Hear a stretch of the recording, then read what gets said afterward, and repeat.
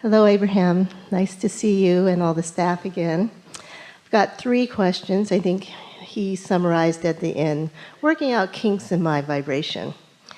So I've been studying recently the material being presented by 2 gentlemen, wonderful, Corey Good and David Wilcock, and they teach similar to your teachings from a book called The Law of One. Wonderful stuff.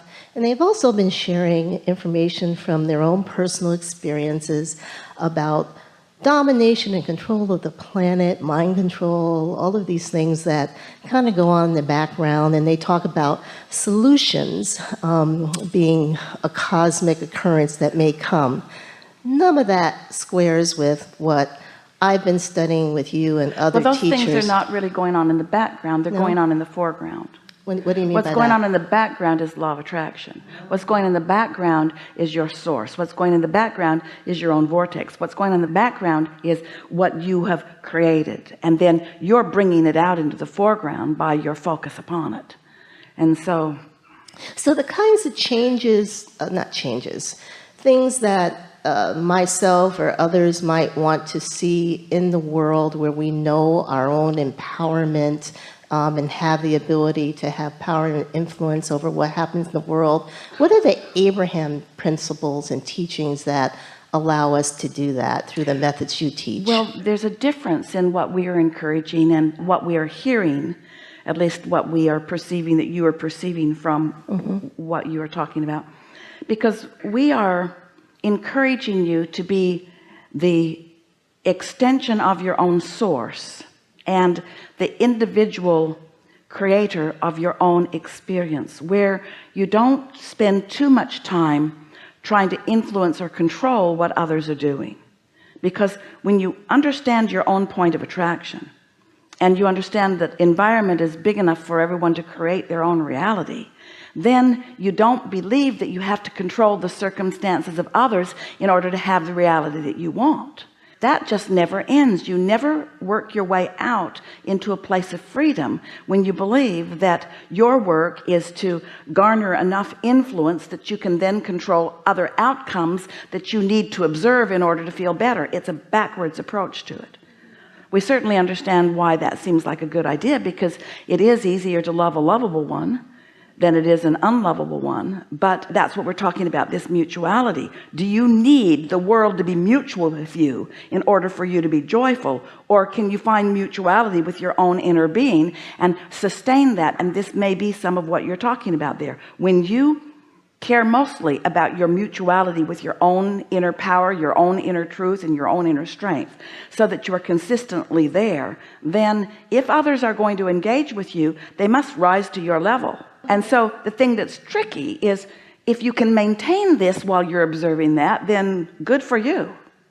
Maybe you can find satisfaction in that, and that would be the key. That would be the only bridge that would be viable between the 2 approaches. Yeah.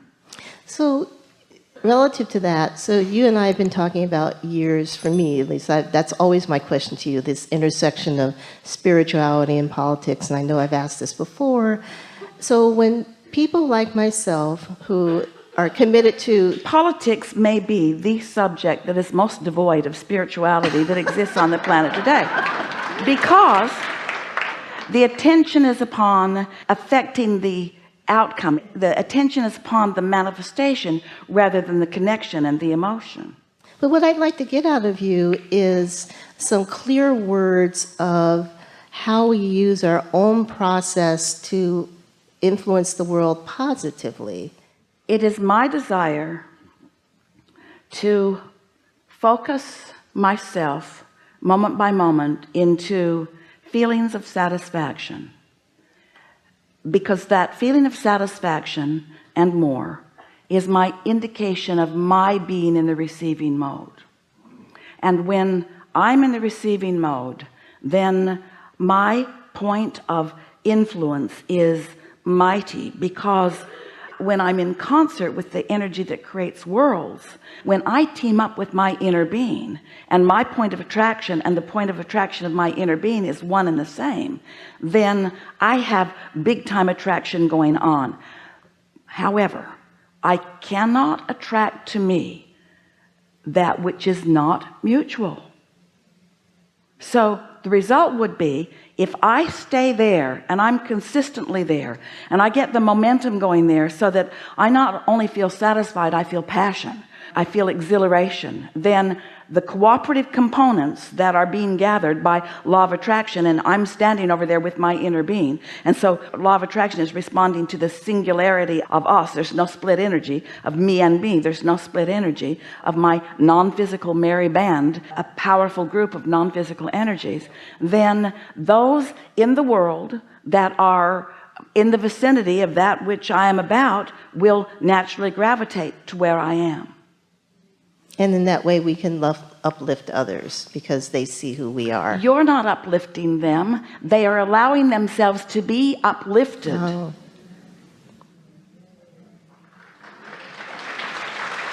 And where it goes a little screwy is when you believe that you are to uplift them. Because let's say you're uplifted and they're not, and you want to uplift them, so you go to where they are to try to get them to bring them back. You have no power now. You got to stay there and they've got to join you. Excellent, excellent. Yeah.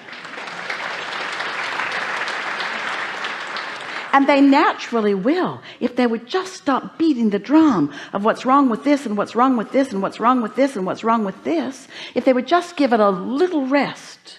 If there's no resistance, we naturally go with where our inner being is. It's not even a desire. It's a natural state of being. The radio signals are not calling it positive or negative. They're just calling it equivalent signals. That's why we keep calling it. When you find your vibrational equivalency with your own inner being, then you've got one point of attraction, so you're not working against yourself. That's really the point that we're making. By coming into alignment with who you are, then you're not working against yourself. And when you're not working against yourself, you are as powerful as you could possibly be. Outstanding. Yeah. So what are the other laws of the universe? You talk about the law of attraction. Are there any other laws in the universe you can share with us? Not any that are on par. Not any that are mutual. Nothing mutual. Nothing in the vicinity. Okay, thank you. Yeah.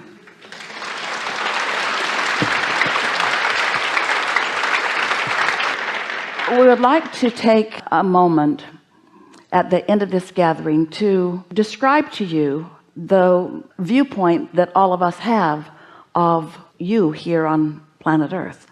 Your planet, you. We'd just like to give you a bird's eye view of what's going on here. You live on the leading edge, which is the most sought after creative environment, because it's an environment where even while you're mastering it, even before you master it, there's so much potential for satisfaction. But it is the sought after creative environment because it's just logical that thoughts come to more and more creative conclusions. Because every one of you has an inner being, and because of the balance of your planet, and because resistant ones are croaking and re-emerging into non-physical, and because new non-resistant ones are being born, and because the animal vibrational content is one of pure positive energy, the balance of your planet is so much more that of well-being than that of not well-being, that it's not even a discussion that you need to have. But you know, humans can take one little thing that's bothering them when there are lots of positive aspects, and they can take that one little thing that bothers them and they can use that as their reason to pinch themselves off from all of this other resource. But even if you do that, even if all of you were to decide at one time, which is completely illogical, that you were going to find a reason to all pinch yourself off all at once, still the resources of non-physical that are flowing forward assure well-being on this planet in this leading edge environment of creation. It's just a sure thing. We want to say to you, you don't have anything to worry about. But the things that you find that you use to worry about are the excuses that you use to pinch yourself off from the energy that is what you're all reaching for. And then you come to the flawed conclusion because of misunderstood circumstantial evidence that things are not going well. Things have never been better. And here's why. The contrast causes you to ask. More of you are listening now than ever before. More of you are rising to the vibrational frequency. There's more joy being experienced by more humans on planet Earth today than 10 years ago, 20 years ago, certainly 100 years ago, 200 years ago. It's getting better and better. It is not getting worse and worse.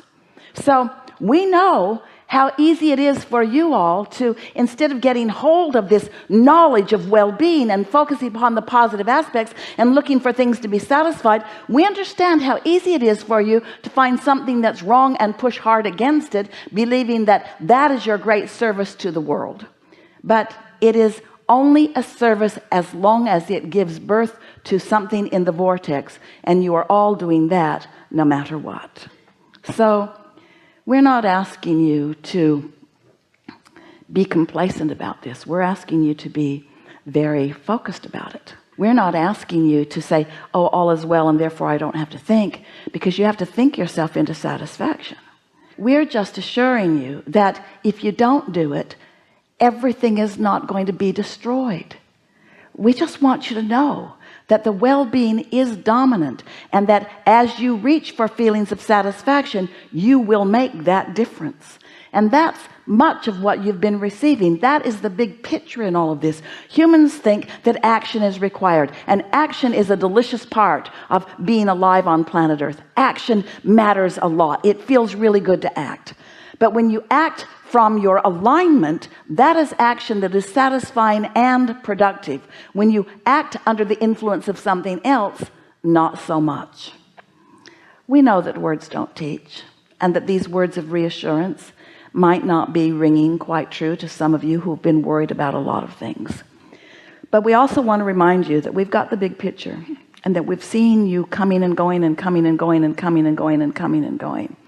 And in every bit of all of that, you know what our attention has always been upon?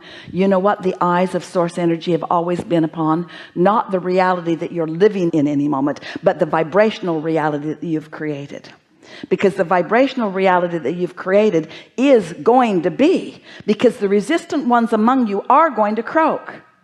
And the new generation is going to come in and live the dream that you've put into the vortex. It cannot be otherwise than getting better and better and better and better and better. The momentum of the well-being of this planet is huge in comparison with the pinching off of it. You just have to decide how eager and willing you are to get into alignment with the well-being. And the answer to that is, what satisfying thought can I find right now? What is it? Does it have to be a great big thought that I can't even get my thoughts around? Or can I just enjoy that bug crawling across that log right now? It's so much easier than you've been letting it be. We have such appreciation for you being here in this room, being here in these bodies, being here on this planet. You're getting it mostly right in the sense that you can't help it.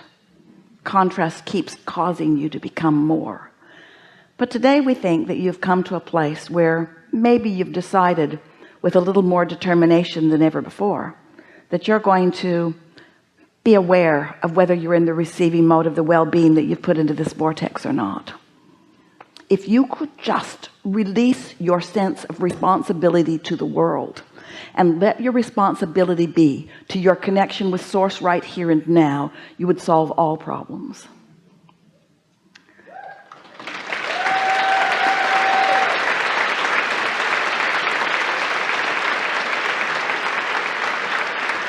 For a minute, and then you'd stir more up. And that's a good thing, because the contrast is what keeps us all moving forward. The contrast is what puts the eternalness in eternity. The contrast is what assures the wholeness and the foreverness of that which we are. There is great love here for you. And as always, we remain stubbornly, joyously, interestedly in your vortex.